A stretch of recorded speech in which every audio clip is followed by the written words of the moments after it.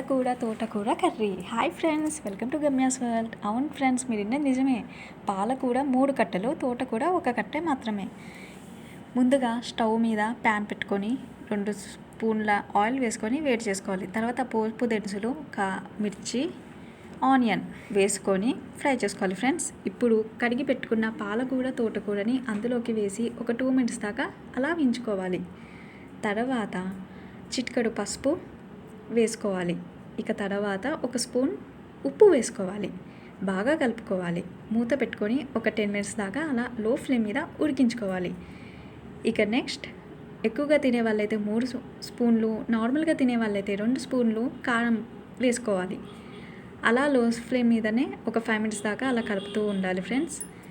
ఇక next 1 cup of water అందులోకి వేసుకోవాలి. మూత పెట్టుకోవాలి నార్మల్ ఫ్లేమ్ మీద.